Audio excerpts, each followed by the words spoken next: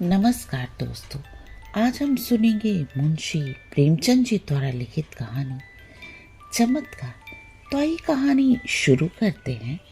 BA पास करने के बाद चंद्र प्रकाश को एक ट्यूशन करने के सिवा और कुछ न सूझा। उनकी माता पहले ही मर चुकी थी। इसी साल पिता का भी देहांत हो गया और प्रकाश के जीवन के जो मधुर स्वप्न उन्होंने देखा था वे सब धूल में मिल गए। पिता ऊंचे ओहदे पर थे। उनकी कोशिश से चंद्र प्रकाश को कोई अच्छी जगह मिलने की पूरी आशा थी, पर सब मंसूबे धरे के धरे रह गए। अब गुजर बसर के लिए वही 30 रुपये प्रति माह महीने का ट्यूशन रह गया। पिता ने कुछ संपत्ति भी न छोड़ी, उल्टे बधू का बोझ सिर पर लाद दिया। और स्त्री भी मिली तो पढ़ी लिखी, शौकीन, जवान की तेज, जिसे मोटा खाने और मोटा पहनने से मर जाना कबूल था। चंद्र प्रकाश को 30 रुपये महीने की नौकरी करते शर्म तो आई, लेकिन ठाकुर साहब ने रहने का स्थान देकर उसके आंसू पोंछ दिए। ये मकान ठाकुर साहब के मकान से बिल्कुल मिला हुआ था, पक्का, हवादार, साफ सुथरा और जरूरी सामान से लैस। ऐसा मकान 20 रुपये प्रति महीने से कम पर न मिलता। काम केवल 2 घंटे का। लड़का था तो लगभग उन्हीं की उम्र का, पर बड़ा कुंद जहीन कामचोर। अभी 9वें दर्जे में पढ़ता था। सबसे बड़ी बात यह थी कि ठाकुर और ठाकुराइन दोनों प्रकाश का बहुत आदर करते थे, बल्कि उसे लड़का ही समझते थे। वो कोई नौकर नहीं, घर का आदमी था और घर के हर एक मामले में उसकी सलाह ली जाती थी। ठाकुर साहब अंग्रेजी नहीं जानते थे। संध्या का समय था। प्रकाश ने अपने शिष्य वीरेंद्र को पढ़ाकर छड़ी उठाई तो ठाकुराइन ने आकर कहा, अभी न जाओ बेटा, जरा मेरे साथ आओ, तुमसे सलाह करनी है। प्रकाश ने मन में सोचा, आज कैसी सलाह है? वीरेंद्र के सामने क्यों नहीं कहा? उसे भीतर ले जाकर रमा देवी ने कहा, तुम्हारी क्या सलाह है? वीरू को ब्याह दूं? एक बहुत अच्छे घर से संदेशा आया है। प्रकाश ने मुस्कुराकर कहा, ये तो वीरू ही से पूछिए। नहीं, मैं तुमसे पूछती हूँ। प्रकाश ने असमंजस में पढ़कर कहा, मैं इस विषय में क्या सलाह दे सकता हूँ? उनका 20वां साल ही तो है, लेकिन यह समझ लीजिए कि पढ़ना हो चुका, तो अभी न करो। यही सलाह है, जैसा आप उचित समझे। मैंने तो दोनों बातें कर डालूं। मुझे डर लगता है कि कहीं लड़का भाग न जाए। मेरे रहते इसकी तो आप चिंता ना करें। हाँ, इच्छा हो तो कर डालिए, कोई हर्ज भी नहीं है। सब तैयारियां तुम्ही को करनी पड़ेगी, ये समझ लो। तो मैं इनकार कब करता हूँ? रोटी की खैर मनाने वाले शिक्षित युवकों में एक प्रकार की दुविधा होती है जो उन्हें अप्रिय सत्य कहने से रोकती है। प्रकाश में भी यही कमजोरी थी। बात पक्की हो गई और विवाह का सामान आने लगा। ठाकुर साहब उन मनुष्यों में थे जिन्हें अपने ऊपर विश्वास नहीं होता। उनकी निगाह में प्रकाश की डिग्री उनके 60 साल के अनुभव से कहीं मूल्यवान थी। विवाह का सारा आयोजन प्रकाश के हाथों में था। 10-12 हजार रुपये खर्च करने का अधिकार कुछ कम गौरव की बात न थी। देखते देखते एक फटेहाल युवक मैनेजर बन बैठा। कहीं कपड़े वाला उसे सलाम करने आया है, कहीं मोहल्ले का बनिया घेरे हुए है, कहीं गैस और सामने वाला खुशामद कर रहा है। वो चाहता तो 400 रुपये आसानी से बना लेता, लेकिन इतना नीच न था। फिर उसके साथ क्या दगा करता जिसने सब कुछ उसी पर छोड़ दिया था। पर जिस दिन उसने 5,000 के जेवर खरीदे, उस दिन उसका मन चंचल हो उठा। घर आकर चंपा से बोला, हम तो यहाँ रोटियों को मुहताज पड़े हैं और दुनिया में ऐसे आदमी पड़े हैं जो हजारों लाखों रुपए के जेवर बनवा डालते हैं। ठाकुर साहब ने आज बहू के चढ़ावे के लिए 5,000 के जेवर खरीदे। ऐसी ऐसी चीजों की देखकर आंखें ठंडी हो जाएं। सच कहता हूँ, बात चीजों पर तो आंख नहीं ठहरती। चंपा ईर्ष्या जनित फिराक से बोली, हमें क्या करना है? जिन्हें ईश्वर ने दिया है वे पहने यहाँ तो रोकर मरने के लिए पैदा हुए हैं। चंद्र प्रकाश इन्हीं लोगों की मौज है, न कमाना न धमाना। बाप दादा छोड़ गए हैं, मजे से खाते और चैन करते हैं। इसी से कहता हूँ ईश्वर बड़ा अन्यायी है। चंपा, अपना अपना पुरुषार्थ है जी, ईश्वर का क्या दोष। तुम्हारे बाप दादा छोड़ गए होते तो तुम मौज करते। यहाँ तो रोटियां चलनी मुश्किल है, गहने कपड़े को कौन रोए। और ना हम जिंदगी में कोई ऐसी आशा ही है, कोई गत की साड़ी भी नहीं रही कि किसी भले आदमी के घर जाऊं तो पहन लूं। मैं तो इसी सोच में हूँ कि ठाकुराइन के यहाँ ब्याह में कैसे जाऊंगी। सोचती हूँ बीमार पड़ जाती तो जान बचती। ये कहते कहते उसकी आंखें भर आई। प्रकाश ने तसल्ली दी, साड़ी तुम्हारे लिए लाऊंगा। अब क्या इतना भी न कर सकूंगा? मुसीबत के दिन क्या सदा बने रहेंगे? जिंदा रहा तो एक दिन तुम सिर से पांव तक जोरों से लदी रहोगी। चंपा मुस्कुराकर बोली, चलो, ऐसी मन की मिठाई मैं नहीं खाती। निभा होता जाए यही बहुत है, गहनों का साथ नहीं। प्रकाश ने चंपा की बातें सुनकर लज्जा और दुख से सिर झुका लिया। चंपा उसे इतना पुरुषार्थहीन समझती है। रात को दोनों भोजन करके लेटे तो प्रकाश ने फिर गहनों की बात छेड़ी।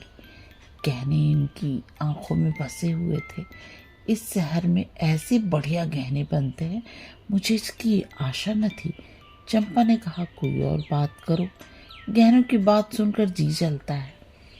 वैसी चीजें तुम पहनो तो रानी मालूम हो, गहनों से सुंदरता बढ़ जाती है। तो ऐसी बहुत सी औरतें देखी हैं जो गहने पहनकर भद्दी दिखने लगती हैं। ठाकुर साहब के मतलब के यार हैं, ये न हुआ कहते। इसमें कोई चीज चंपा के लिए भी लेते जाओ। तुम भी कैसी बच्चों की सी बातें करते हो, इसमें बचपन की क्या बात है। कोई उदार आदमी कभी इतनी कृपण्यता ना करता। मैंने तो कोई ऐसा उदार आदमी नहीं देखा जो अपनी बहू के गहने किसी गैर को दे दे। मैं गैर नहीं हूँ, हम दोनों एक ही मकान में रहते हैं। मैं उनके लड़के को पढ़ाता हूँ और शादी का सारा इंतजाम कर रहा हूँ। अगर 100-200 का कोई सामान ही दे दे तो निष्फल न जाएगा। मगर धन वालों का हृदय धन के भार से दबकर सिकुड़ जाता है, उनमें उदारता के लिए स्थान ही नहीं रहता। रात के 12 बज गए हैं, फिर भी प्रकाश को नींद नहीं आती। बार बार वही चमकीले गहने आंखों के सामने आ जाते हैं। कुछ बादल हो आए हैं और बार बार बिजली चमक उठती है। सहसा प्रकाश चारपाई से उठ खड़ा हुआ। उसे चंपा का आभूषण ही नंग देखकर दया आई। यही तो खाने पीने की उम्र है, और इसी उम्र में इस बेचारी को हर एक चीज के लिए तरसना पड़ रहा है। वह दबे पांव कमरे से बाहर निकलकर छत पर आया। ठाकुर साहब की छत इस छत से मिली हुई थी। बीच में एक 5 फीट की दीवार थी। वो दीवार पर चढ़कर ठाकुर साहब की छत पर आहिस्ता से उतर गया। घर में बिल्कुल सन्नाटा था। उसने सोचा, पहले जीने से उतरकर ठाकुर साहब के कमरे में चलूं। अगर वह जाग गए तो जोर से हंसूंगा और कहूँगा, कैसा चरखा दिया। यह कह दूंगा, मेरी छत घर की छत से कोई आदमी इधर आता दिखाई दिया, इसलिए मैं भी उसके पीछे पीछे आता कि देखूं क्या करता है। अगर संदूक की कुंजी मिल गई तो फिर फतह है, किसी को मुझ पर संदेह भी ना होगा। सब लोग नौकरों पर संदेह करेंगे। साहब नौकरों की हरकत है, इन्हें छोड़कर और कौन ले जा सकता है। मैं बेदाग बच जाऊंगा। शादी के बाद कोई दूसरा घर लूंगा, फिर धीरे धीरे एक एक कर चीजें चंपा को सौंप दूंगा, जिससे उसे कोई संदेह न हो। फिर भी वह जीने से उतरने लगा तो उसकी छाती धड़क उठी। धूप निकल आई थी। प्रकाश अभी सो रहा था कि चंपा ने उसे जगाकर कहा, बड़ा गजब हो गया, रात को ठाकुर साहब के घर में चोरी हो गई। चोर गहनों की संदूकची उठा ले गया। प्रकाश ने पड़े पड़े पूछा, किसी ने पकड़ा नहीं चोर को? किसी को खबर भी हो? वो संदूकची ले गया जिसमें ब्याह के गहने रखे थे। न जाने कैसे कुंजी उड़ा ली और न जाने कैसे उसे मालूम हुआ कि संदूक में संदूकची रखी है। नौकरों की कार्रवाई होगी। बाहरी चोर का यह काम नहीं है। नौकर तो उसके तीनों पुराने हैं।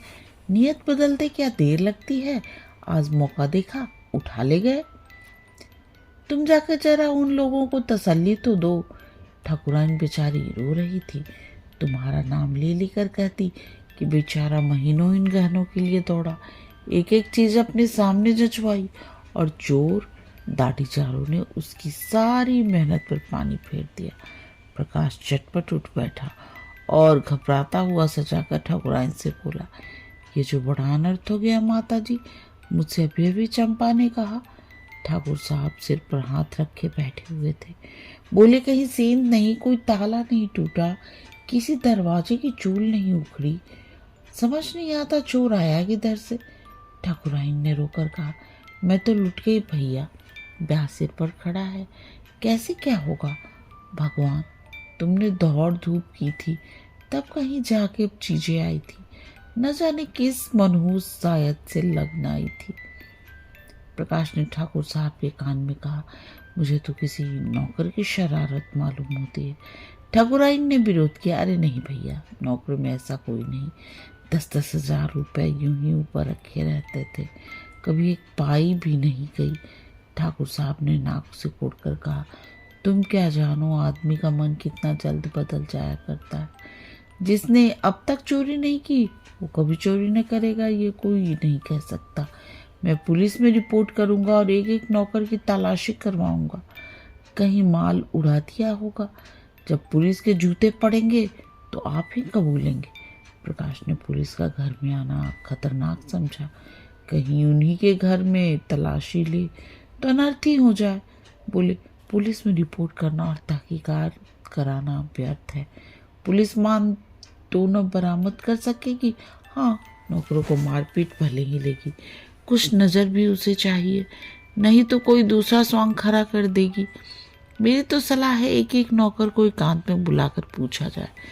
ठाकुर साहब ने मुंह बनाकर कहा, तुम भी क्या बच्चों की सी बात करते हो प्रकाश बाबू।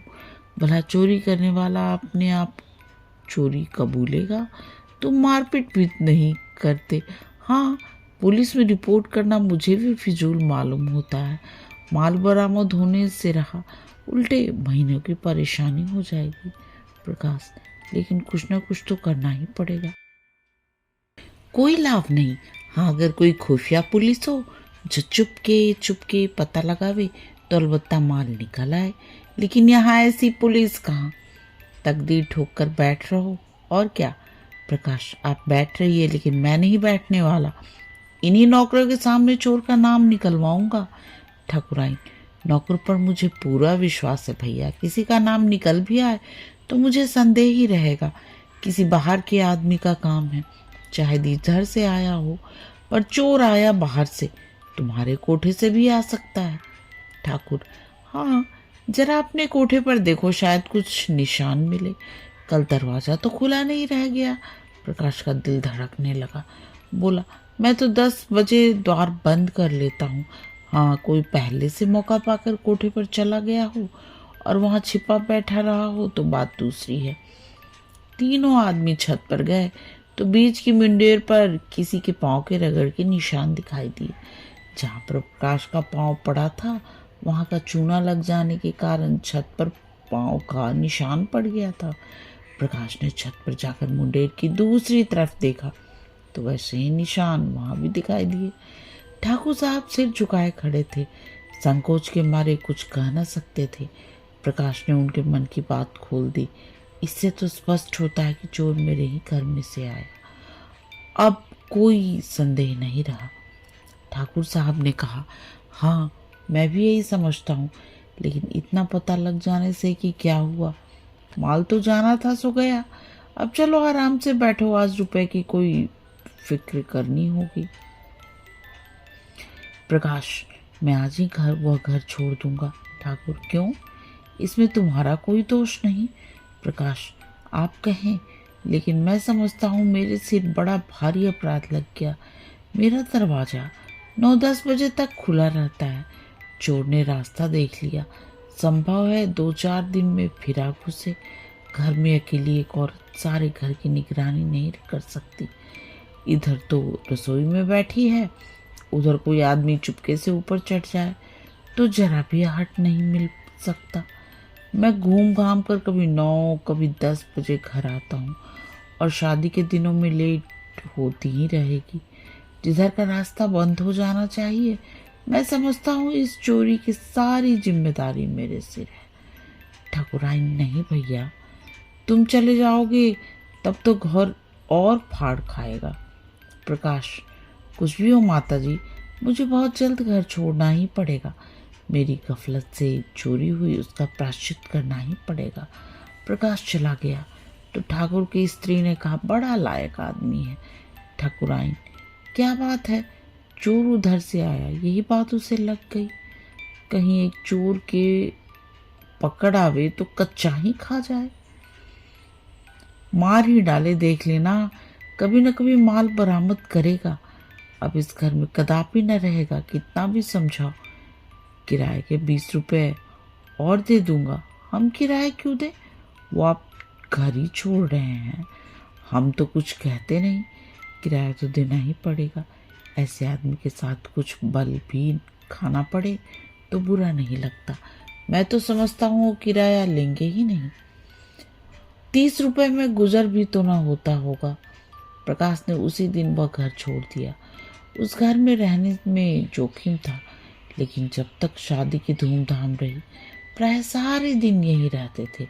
चंपा से कहा, एक सेठ जी के यहाँ 50 रुपए का काम मिल गया है। अगर वह रुपए मैं उन्हीं के पास जमा करता जाऊंगा, वह आमदनी केवल जेवरों में खर्च होगी, उसमें से एक पाई भी घर के खर्च में न आने दूंगा। चंपा भड़क उठी। पति प्रेम का यह परिचय पाकर उसने अपने भाग्य को सराहा। देवताओं में उसकी श्रद्धा और भी बढ़ गई। अब तक प्रकाश और चंपा के बीच में कोई पर्दा न था। प्रकाश के पास जो कुछ था वो चंपा का था। चंपा ही के पास उसके बक्से, संदूक, अलमारी की कुंजियां रहती थी, मगर अब प्रकाश का एक संदूक हमेशा बंद रहता। उसकी कुंजी कहाँ है इसका चंपा को पता नहीं। वो पूछती, इस संदूक में क्या है, तो वो कह देते, कुछ नहीं, पुरानी किताबें मारी मारी फिरती थी, उठा के संदूक में बंद कर दी। चंपा के संदेह का कोई कारण ही न बचा। एक दिन चंपा पति को पान देने गई तो देखा वह संदूक को खोले हुए कुछ देख रहा है। उसे देखते ही उन्होंने संदूक जल्दी से बंद कर दिया। उनका चेहरा भक हो गया। संदेह का अंकुर जमा मगर पानी न पाकर सूख गया।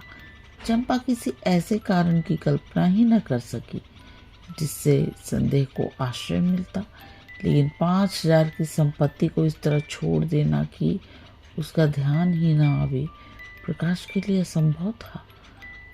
वह कहीं बाहर से आता तो एक बार संदूक अवश्य खोलता। एक दिन पड़ोस में चोरी हो गई। उस दिन से प्रकाश अपने कमरे में सोने लगा। अषाढ़ के दिन थे, उमस के मारे दम घुटता था। ऊपर एक साफ सुथरा बरामदा था जो बरसात में सोने के लिए कहा, पर प्रकाश ने न मानी उसकी बात। अकेला घर कैसे छोड़ दे। चंपा ने कहा, चोरी ऐसों के यहाँ नहीं होती, चोर घर में कुछ देखकर ही जान खतरे में डालता है। यहाँ क्या रखा है? प्रकाश ने खुद क्रुद्ध होकर कहा, कुछ नहीं है, बर्तन भांडे तो हैं, गरीब के लिए अपनी हांडी ही बहुत होती है। एक दिन चंपा ने कमरे में झाड़ू लगाई तो संदूक को खिसकाकर दूसरी तरफ रख दिया। प्रकाश ने संदूक का स्थान बदला हुआ पाया तो सशंक होकर बोला, संदूक तुमने हटाया? वो पूछने की कोई बात ही न थी। झाड़ू लगाते वक्त प्राय चीजें इधर उधर खिसक ही जाती हैं। बोली, तो कौन हटाने लगा? फिर किसने हटाया? मैं नहीं जानती। घर में तुम रहती हो तो जानेगा कौन? अच्छा, अगर मैंने हटा दिया तो इसमें पूछने की क्या बात है? कुछ नहीं, यूं ही पूछता था। मगर जब तक संदूक खोलकर सब चीजें न देख ले प्रकाश को चैन कहाँ। चंपा ज्यों ही भोजन पकाने लगी उसने संदूक खोला और आभूषणों को देखने लगा। आज चंपा ने पकौड़ियाँ बनाई थी। पकौड़ियाँ गरम गरम ही मजा देती हैं। प्रकाश को पकौड़ियाँ बहुत पसंद थी। उसने थोड़ी सी पकौड़ियाँ एक तरी में रखी और प्रकाश को देने गई। प्रकाश ने उसको देखते ही संदूक धमाके से बंद कर दिया और ताला लगाकर उसे बहलाने के इरादे से बोला, तस्तरी में क्या लाई? अच्छा, पकौड़ियाँ हैं। आज चंपा को संदेह हो गया, संदूक में क्या है ये देखने की उत्सुकता हुई। प्रकाश उसकी कुंजी कहीं छिपा कर रखता था। चंपा किसी तरह कुंजी उड़ा लेने की सोचने लगी। एक दिन एक बिसाती कुंजियों का गुच्छा बेचने आ निकला।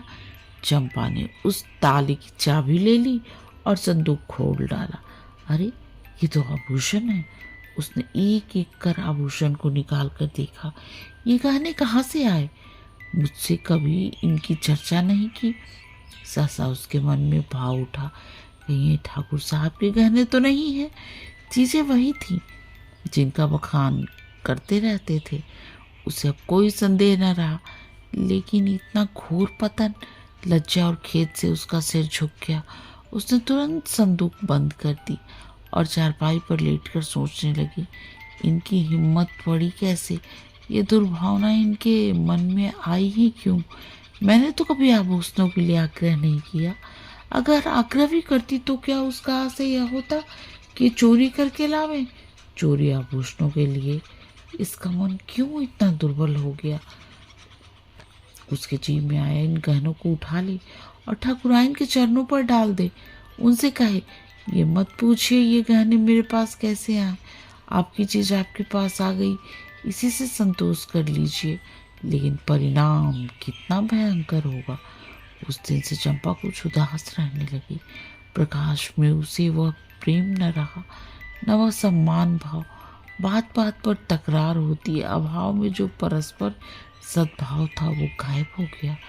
तभी एक दूसरे से दिल की बात कहता था। भविष्य के मंसूबे बांधे जाते थे। आपस में सहानुभूति थी। अब दोनों ही दिलगीर रहते। कई कई दिनों तक आपस में बात न करते। कई महीने गुजर जाते। शहर की बैंक में असिस्टेंट मैनेजर की जगह खाली हुई।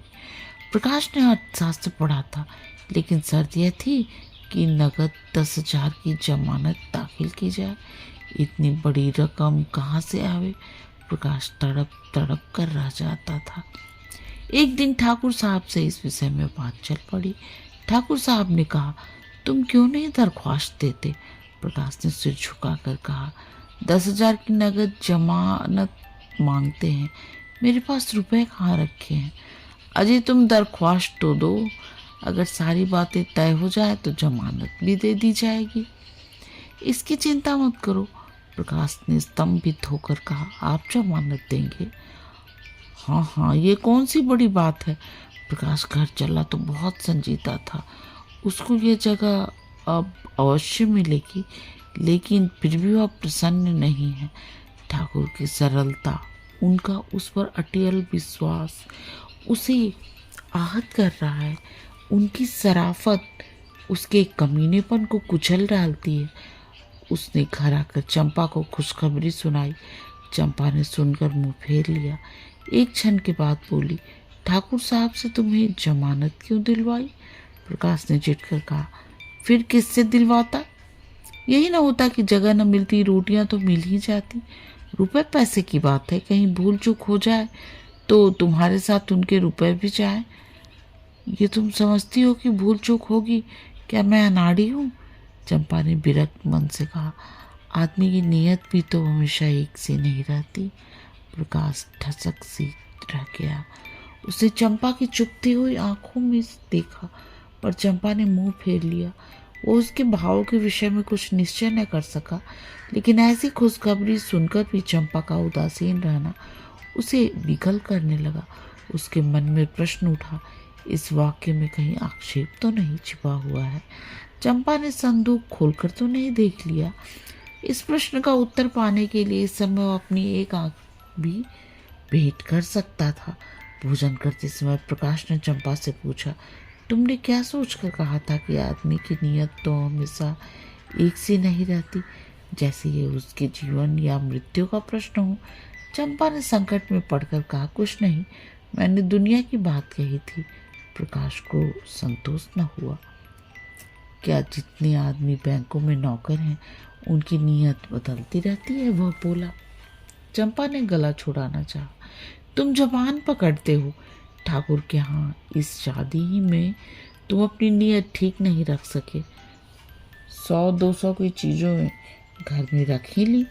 प्रकाश के दिल से बोझ उतर गया। मुस्कुराकर बोला, अच्छा, तुम्हारा संकेत उस तरफ था, लेकिन मैंने कमीशन के सिवा एक पाई भी नहीं छुई, और कमीशन लेना तो कोई पाप नहीं।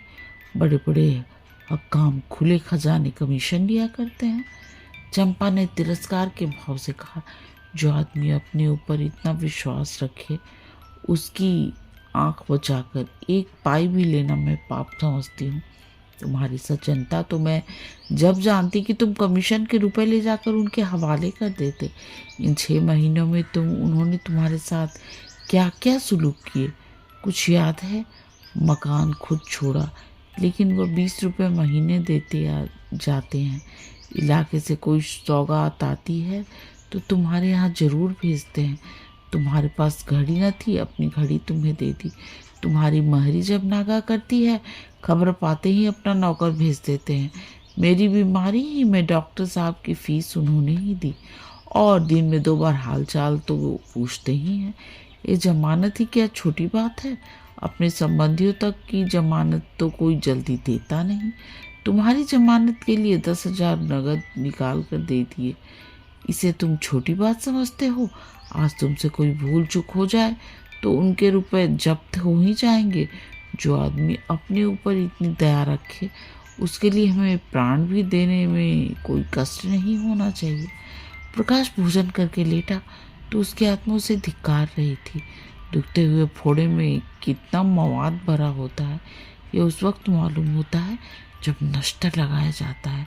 मन का विकार उस वक्त मालूम होता है जब भोजन खोल कर रख दिया जाता है। इसे सामाजिक या राजनीतिक अन्याय का व्यंग चित्र देखकर उसे हजारों मन को चोट लगती है, इसलिए कि वो चित्र हमारी पशुता को खोलकर हमारे सामने रख देता है। वो जो मनो सागर में बिखरा हुआ पड़ा था, जैसे कि केंद्रीकृत भूत होकर बृहदाकार हो जाता है, तब हमारे मुंह से निकल पड़ता है, उफ़ो। चंपा के इस तिरस्कार भरे शब्दों ने प्रकाश के मन में ग्लानि उत्पन्न कर दी। वो संदूक कई गुना भारी होकर शिला की भांति उसे दबाने लगा। मन में फैला हुआ विकार एक बिंदु पर एकत्र होकर टीसने लगा। कई दिन बीत गए। प्रकाश को बैंक में जगह मिल गई। इसी उत्सव में उसके यहाँ मेहमानों की दावत है। ठाकुर साहब, उसकी स्त्री वीरू और उसकी नवेली बहू सभी आए हैं। चंपा सेवा सत्कार में लगी हुई है। बाहर 2-4 मित्र गा बजा रहे हैं। भोजन करने के बाद ठाकुर साहब चलने को तैयार हुए। प्रकाश ने कहा, आज आपको यहीं रहना होगा दादा, मैं इस वक्त नहीं जाने दूंगा। चंपा को उसका आग्रह बुरा लगा। चारपाइयाँ नहीं है, बिछावन नहीं है, न काफ़ी जगह है। रात भर उन्हें तकलीफ देने और तकलीफ उठाने की कोई ज़रूरत उसकी समझ में ना आई, लेकिन प्रकाश आग्रह करता ही रहा। यहाँ तक कि ठाकुर साहब राजी हो गए। 12 बज गए थे। ठाकुर साहब ऊपर सो रहे थे। बीरू और प्रकाश बाहर बरामदे में थे। 3 स्त्रियां अंदर कमरे में थीं। प्रकाश जाग रहा था। बीरू की सिरहाने उसकी कुंजियों का गुच्छा पड़ा था। प्रकाश ने गुच्छा उठा लिया, फिर कमरा खोलकर उसमें से गहनों की संदूकची निकाली और ठाकुर साहब के घर की ओर चला गया। कई महीने पहले वो इसी भांति कंपित हृदय के साथ ठाकुर साहब के घर में घुसा था। उसके पांव तब भी इसी तरह थरथरा रहे थे, लेकिन तब कांटा चुभने की वेदना थी, आज कांटा निकालने की। तब ज्वर का चढ़ाव था, उन्माद ताप और विफलता से भरा हुआ। अब ज्वर का उतार था, शांत और शीतल। तब कदम पीछे हटता था, आज आगे बढ़ रहा था। ठाकुर साहब के घर पहुंचकर उसने वीरू का कमरा खोला और अंदर जाकर ठाकुर साहब की खाट के नीचे संदूकची रख दिया। फिर तुरंत बाहर आकर धीरे से द्वार बंद कर दिया। हनुमान संजीवनी बूटी वाला धवलगिरी उठाए जिस गर्वीले आनंद का अनुभव कर रहे थे, कुछ वैसा ही आनंद प्रकाश को भी घेर रहा था। गहनों को अपने घर ले जाते समय उसके प्राण सूखे हुए थे, मानो किसी अथाह खाई में गिरा जा रहा हो। आज संदूकचे को लौटाकर उसे मालूम हो रहा था जैसे वह किसी विमान पर बैठा उड़ा जा रहा है, ऊपर ऊपर और ऊपर। वह घर पहुंचा तो वीरू सोया हुआ था। कुंजी उसके सिरहाने रख दी। ठाकुर साहब प्रातःकाल चले गए। प्रकाश संध्या समय पढ़ाने जाया करता था। आज अधीर होकर तीसरे ही पहर जा पहुंचा। देखना चाहता था वहां आज का क्या गुल खिल रहे हैं। वीरेंद्र ने उसे देखते ही खुश होकर कहा, बाबूजी, कल आपके यहाँ की दावत बड़ी मुबारक थी। जो गहने चोरी हो गए थे सब मिल गए। ठाकुर साहब भी आ गए और बोले, बड़ी मुबारक दावत थी तुम्हारी। पूरा का पूरा संदूक का संदूक मिल गया, एक चीज भी नहीं छुई, जैसे केवल रखने के लिए ले गया हो। प्रकाश को इन बातों पर कैसे विश्वास आए जब तक वह अपनी आंखों से संदूक देख न ले। कहीं ऐसा भी हो सकता है कि चोरी गया माल 6 महीने के बाद मिल जाए और ज्यों का त्यों। संदूक को देखकर उसने गंभीर भाव से कहा, बड़े आश्चर्य की बात है, मेरी बुद्धि तो कुछ काम ही नहीं करती। ठाकुर, किसी की बुद्धि कुछ काम नहीं करती भाई, तुम्हारी ही क्यों? वीरू की माँ कहती है कोई दैवी घटना है। आज मुझे भी देवताओं में श्रद्धा हो गई। प्रकाश, अगर आंखों देखी बात न होती तो मुझे तो कभी विश्वास ही ना आता। ठाकुर, आज इसी खुशी में हमारे यहाँ दावत होगी। प्रकाश, आपने कोई अनुष्ठान तो नहीं कराया था? ठाकुर, अनुष्ठान तो बीसे ही कराए। प्रकाश, बस तो यह अनुष्ठान की ही करामात है। घर लौटकर प्रकाश ने चंपा को यह खबर सुनाई तो दौड़कर गले से चिपट गई और न जाने क्यों रोने लगी, जैसे उसका बिछड़ा हुआ पति बहुत दिनों के बाद घर आ गया हो। प्रकाश ने कहा, आज उनके यहाँ हमारी दावत है। मैं कल 1000 कंगलों को भोजन कराऊंगी। तुम तो सैकड़ों का खर्च बतला रही हो। मुझे इतना आनंद हो रहा है कि लाखों खर्च करने पर भी अरमान पूरा न होगा। प्रकाश की आंखों से भी खुशी के आंसू निकल पड़े। कहानी समाप्त। दोस्तों, कहानी सुनने और अपना कीमती समय देने के लिए आप सबका बहुत बहुत धन्यवाद।